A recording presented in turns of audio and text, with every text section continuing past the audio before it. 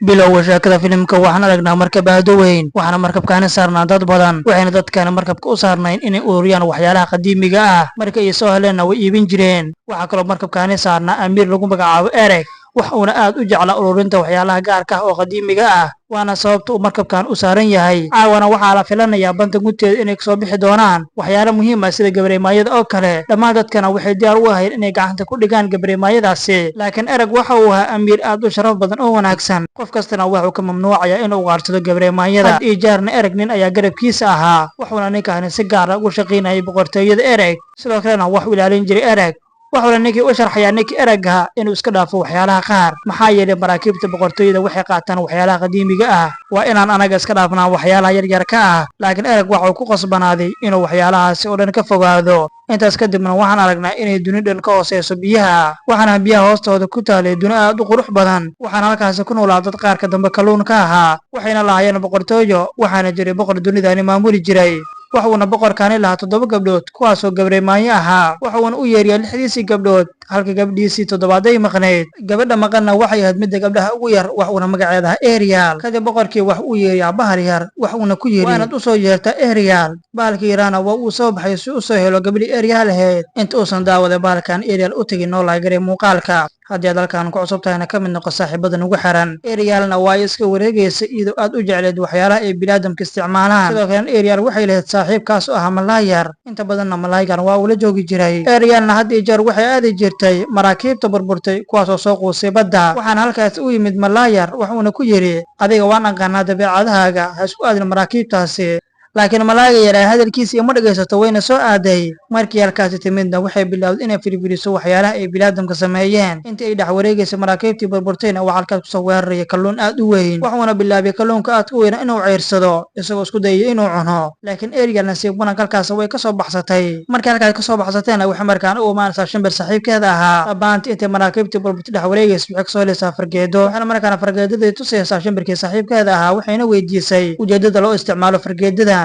laakiin shimbirkii isaga xitaa muusan garanaynin fargeedadani wax loo isticmaalo wuxuuna u sheegayaa gabadhii Ariel in loo isticmaalo samaynta timaha markii gabadhii Ariel midana maqashayna waxay bilowday inuu ku samayso timaheeda kadibna waa halkaas imaanaya baalkii yaraa kaasoo waday fariintii boqorkii wuxuuna gabadhii ku yidhi ma garanaysaa maanta wax ay tahay maanta waa iida dayaxa sidaas daraadeed boqorka adiga ayuu ku yeerayaa waa inaad imaadaa gabadhii Ariel markii midaas maqasho way soo dhaqaajisay markaan ugu dambeyntii soo gaartay shakirkii aabaheedii boqorka uu qabanayay sidoo kalena boqortooyadani waxaa kasoo horjeeday saaxirad taasoo biyaha hoostooda ku nooleed waxayna lahayd teedhooyin aad u waaweyn sida octobaskii oo kale saaxiradana waxay ishu ku haysay gabadhii Ariel ahayd haddii Ariel waxay u timid aabaheeda markii u timidna aabaheedii aad buu u carooday waxuuna weydiiyey halkeed aaday Ariel ayaa markaas u sheegtay inay eegayso waxyaabaha bini'aadamka ay sameeyeen markuu midaana maqleen boqorkii aabaheeda wuu ka xanaaqay gabadhii Ariel ayaa markaan waxay ku tiri aabbo waxaan filayaa inaad fikrad qaldan ka aaminsan tahay bini'aadamka dhabaantii waxaa la weynayaa Ariel hooyadeeda waxaa mas-uul ka ah dhimashadeeda bini'aadamka taasina waa sababta aabaheed uu aad ugu necab yahay bini'aadamka hadda wax uu sheegayaa boqorkii gabadhiisa inaysan mar dambe aadin waxyaalaha la xiriira bini'aadamka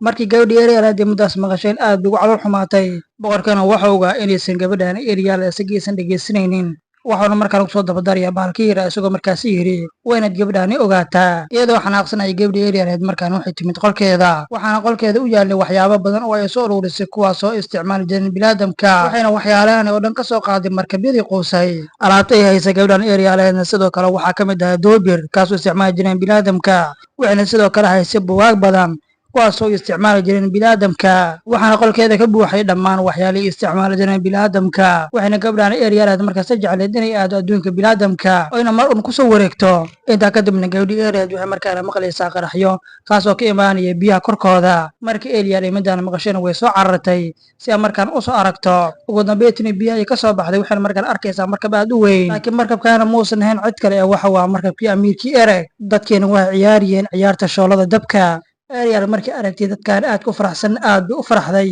waxaan u maleynaysay in bini'aadamka waxyaabo badan oo cusub haystaan dhabaantii Ereg iyo saaxiibadiisa ayaa ku dambaashaadaya markabka dhexdiisa eragna sidoo kale wuxuu dadkii markabka saarnaa ula baashaalaya si caadi ah. saaxiibkiisii la joogin erag waxa uu ku leeyahay, war adiga miyaadan ogeyn inaad amiir tahay, ha samaynin sidaan. gabadhii Ariel ahaydna sidoo kale hadaladoodii waa ay maqlaysay, iyadoo markaas ku fikirtay ninkaas eragga inuu yahay qof wanaagsan. kadibna eraggii saaxiibadiisii waxay ogaadeen in cimilada ay si lama filaan u xumaadeen, sidoo kalena waxaa bilowday roobkana wuxuu watay duufaan aan caadi ahayn. badiina zaad bay u kacday, waxayna bilowday doonta inay gadoonto. dhammaan dadkeena waxay bilaabeen in markaan doon yar qaataan oo in halkaasi ka wada cararaan, laakiin dadkii intay kala cararayeen oo doomihii yar ay ku badboodiyeen doontii weyneed ayaa bilowday inay gubato. waxaana halkaasi ku haray boqorkii eragga oo keliya. laakiin ninkii eragga intuu markabkii dul saarnaaba wuxuu markaan arkaya inuu eegiisii dul saaran yahay markabka, wuxuuna bilaabay inuu markaan eegiisii xaggiisa aad soo badbaadiyo. laakiin mawjadaha badda oo zaadka ayaa markabkii dhexda ka gooyay, midaasna waxay keentay inuu markaan biyo ku dhaadhaco ninkii eraggaha. laakiin gabadhii Ariel ayaa sidoo kale waxaas oo dhan arkaysay, waxayna bilowday inay markaan soo daba gasho oona markaan soo qabato ninkii eraggaha, wayna soo badbaadinaysaa ninkii eraggaha. markii ugu horreysana waxay aragtay qof bini'aadam wayna soo badbaadisay, iyadoo markaan ugu dambeyntii keentay xeebta. waqti xaadirkaasna ninkii eragga waa uu miir daboolma, waxaana gabadhii Ariel halkaas la joogay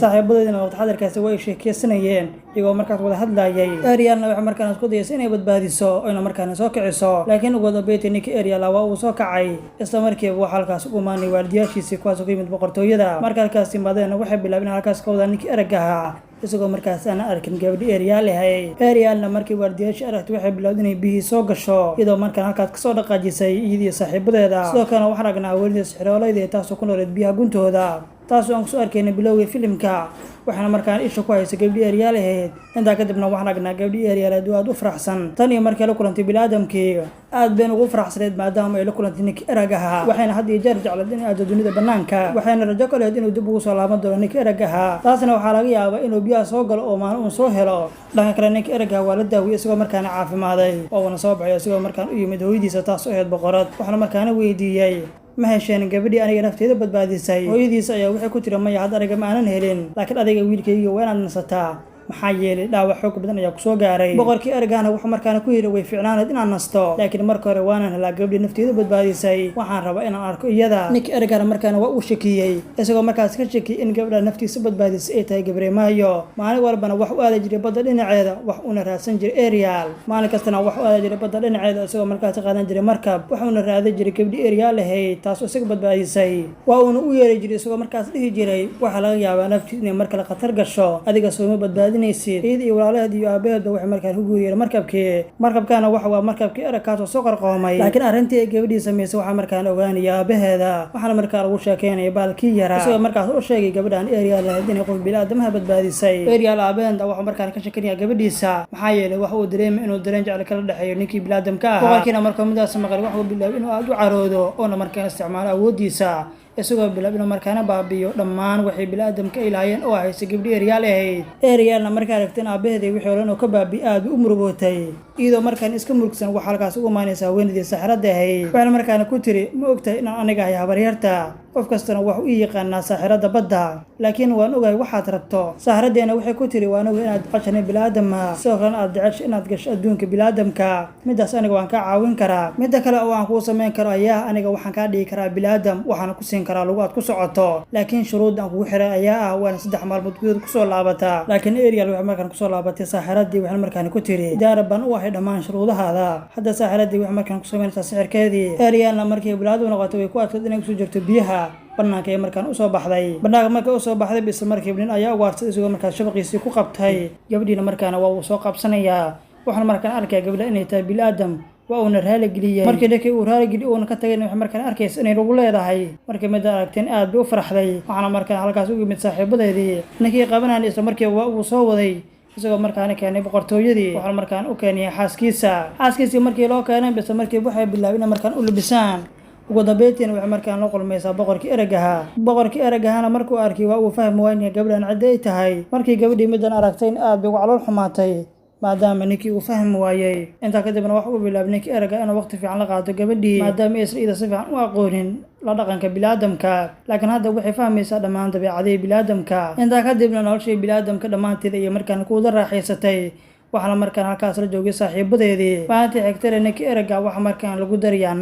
naagtaana waxay ahayd naag ay soo dirsatay saaxiradii. waxayna markaana doonaysaa inay gabadhan naagtaana ku dabto oyna markaas ka sasabato ninkaas eragga. gabadhiina waxay markaana dareemaysa in haweeneydaani saxaradda iyada cadow ku tahay oyna markaasi sharqoolkeedii ku gaartay in halkan usoo dirto hooyadiisi ninkii ergaan hooyadiisa ayaa markaan waxay ku tiri gabadhan adig ayaan kugu talagalay waana ku guurin doonaa markuu midaas maqlay ninkii ergaan aad u niga jabay isla markiiba shamarkii gabadhii eryaaleed waxa uu bilaabay inuu markaani soo weeraro haweeneydii ay soo dirtay saxaradda waxaana halkaasi yimid gabadhii eryaaleed waxayna bilowday haweeneydii ay saxaradda soo dirtay markaana ka furto silsiladda markay ka furto iftiin yar ayaa markaana ka soo baxay iftiinkii yaraan afka u dhigatay iyadoo markaasi laqday saxaraddiina markii muddo aragtay aad bay u xanaaqday waxaana bilowday markaan kusoo qaado weerar aan caadi ahayn ninkii eragaana wuxuu markaana ogaaday gabadhan eryaala inay tahay tii ida badbaadisay waxaana markaana saxaraddii kusoo laabanaysaa biyaha waxaana markaan u imaanaysaa boqorkii eryaal aabaheeda ahaa waxay markaana ku tiri gabadhaada eryaala aniga ayaa gacanta ku haya haddii aan doonana waan dilayaa laakiin haddii aad ii samayso wax aan rabo gabdhaada ma taaban doono eryaal aabaheedana midaasi waa u ogolaaday waxaana bilowday eryaal aabaheed inay markaana soo weerarto oo markaan ay xirxirto waxaa markaana ka qaadanaysaa taajkii boqornimada ushiina sidoo kale waa ay kala wareegtay dhammaan awoodiisina waa ay ka soo qaadatay waxaana bilowday inay markaana weerar ku soo qaado eryaal iyo saaxiibkeedii ereg iyadoo markaas usoo weerartay si aanan caadi ahayn waxaana doonaysa inay markaan ugu dambeyntii ka takhalusto laakiin gabadhii eryaal ayaa markaan shaxle ciyaartay maxaa yeelay waxay markaana ku qabanaysaa shabaq awooddiidina halkaas ay ku dishay saaxiraddii waxaana bilowday inay markaan u qaado ushii aabaheeda iyadoo markaan ugu dambeyntii u geysay waxaana ku tiri aabo aad baan kaaga raaligelinayaa qaladkii aan galay intaa kadibna ninkii erega wuxuu markaan kasoo baxayaa biyaha hooyadiisii iyo asxaabtiisii ayaa halkaas ugu timid waxaan markaana weydiiyeen aawii gabadhii markii gabadhii la weydiinay isaga ma yaqaano wixii ugu jawaabi lahaa laakiin eryaal aabaheeda ayaa markaana wax ogaaday wanaagay leeyihiin bini'aadamka wuxuuna bilaabay inuu markaana gabdhiisa u ogolaado inay noolaato ninka ay jeceshahay kaas oo ahaa bini'aadam waxaan markaan adeegsanay awooddiisa isagoo markaasi gabdhiisii lagu yeelay gabadhii eryaaleedna way soo baxday iyadoo ugu dambeyntii u timid saaxiibkeedii markuu arkay in aad ugu farxay waxuuna bilaabay inuu habsiiyo intaa kadibna waxuu bilaabay saaxiibkeed ereg inuu markaana damaashado saaxiibtiisa waxayna halkaas ugu imaanayaan hooyadii ereg gabadhii eryaaleedna waxay halkaas ku arkaysa aabaheedina wax uu ku yidhi gabadheydii maadaama adiga naga soo tagtay anagana dhammaanteen waan kasoo guurnay gunta hoose ee badda waxaan rabnaa sidaad adiga biniaadamka ula nooshay in anagan ula noolaano waxaan markaan arkaysaa dhammaan walaalaheedii oo halkaasi joogay markay midaan aragteen aad bay ugu faraxday gabdhii eryaal ahayd waxaana markaan halkaas ku dhammaanay filimkii maanta muuqaalkeena waxa waa mid aad u xiiso badan intaan muuqaalkaan midka xiiso badan kulmi doono sidaas iyo nabaadiino